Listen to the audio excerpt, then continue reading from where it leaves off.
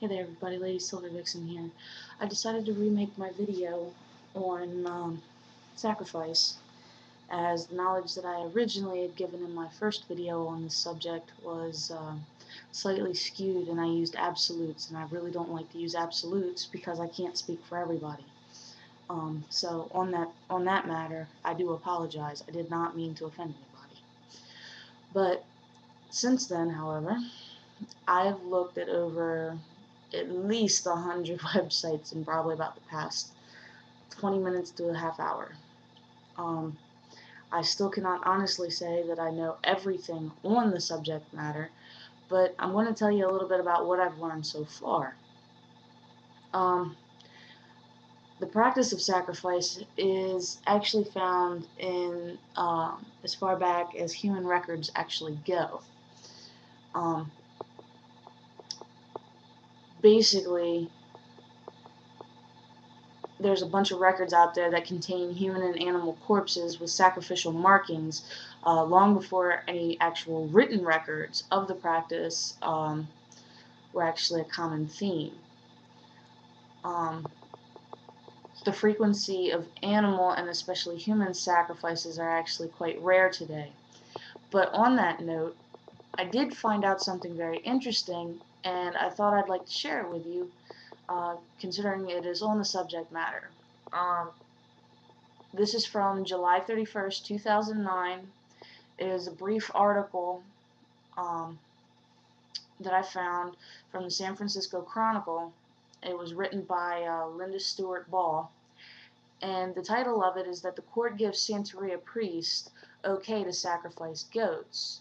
Now, even though animal sacrifice is actually quite rare these days, Santeria and voodoo, and there's a couple other different religions that are out there that still actually practice animal sacrifice, which is something that I forgot to mention in my original video, and I'd like to thank my buddy there who likes to post video responses to me. I really appreciate you pointing that I had forgotten that tidbit of information. I'd also like to thank you for pointing out that I was using absolutes, and I do apologize for doing so.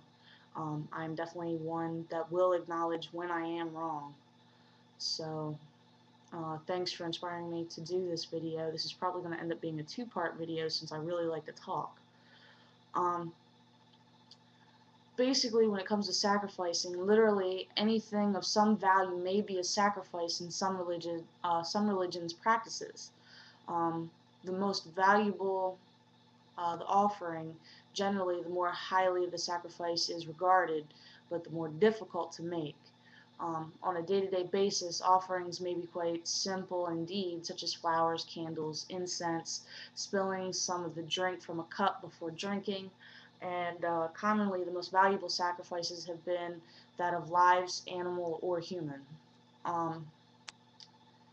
Animal sacrifice goes so far back as well as human sacrifice, and it was basically meant to appease the gods or to appease God, depending on which religion you follow. Human sacrifice was actually practiced by many ancient cultures. People would be ritually killed in a manner that was supposed to please or appease a god or spirit. While not widely known, human sacrifices for religious reasons still exist today in a number of different nations. Upon my research, I came across quite a few different places that not only do ritual sacrifice, but these same cultures also have a tendency to be cannibalistic. And not all of them are, but a good portion of them are. Some occasions for human sacrifice found in multiple cultures or multiple continents include human sacrifice to accompany the dedication of a new temple or a bridge, sacrifice of people upon the death of a king, high priest, or great leader. The sacrificed were supposed to serve or accompany the deceased leader into the next life.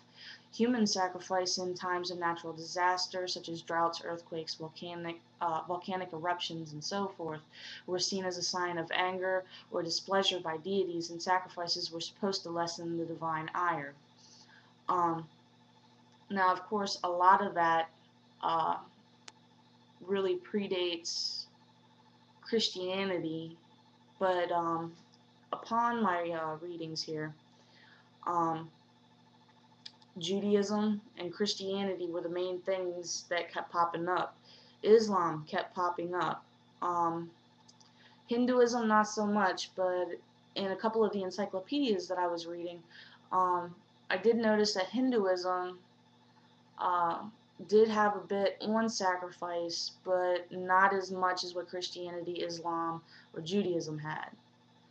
Um, there's a Sanskrit in Hinduism that is often translated as sacrifice, but it also means worship, devotion, offering love, and oblation. It is especially used to describe the offering of ghee, which is basically grains, spices, and wood into a fire along with the chanting of sacred mantras. Um, now there are different ways to sacrifice. There's self-sacrifice, which is probably the most common. Self-sacrifice is actually the act of deliberately following a course of action that has a high risk of or certainty of suffering or death, which could otherwise be avoided, in order to achieve a perceived benefit for certain certain others. Um, it is a powerful theme with a well-established place in many cultures, myths, and society. Self-sacrifice may also be more broadly defined as selflessness or the readiness to inflict pain upon yourself to save others. Um,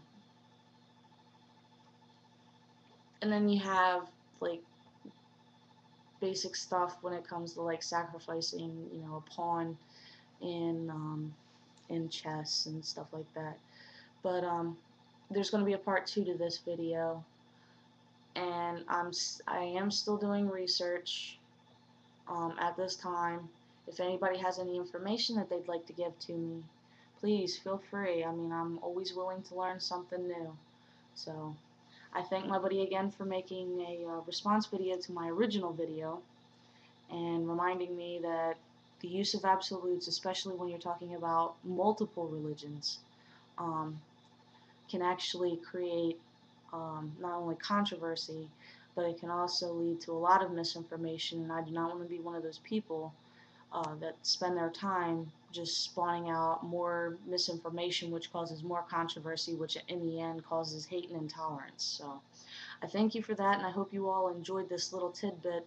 This is part 1. Part 2 will be coming soon. Okay, so love and light. This is Lady Silver Vixen, and I'm signing out for now.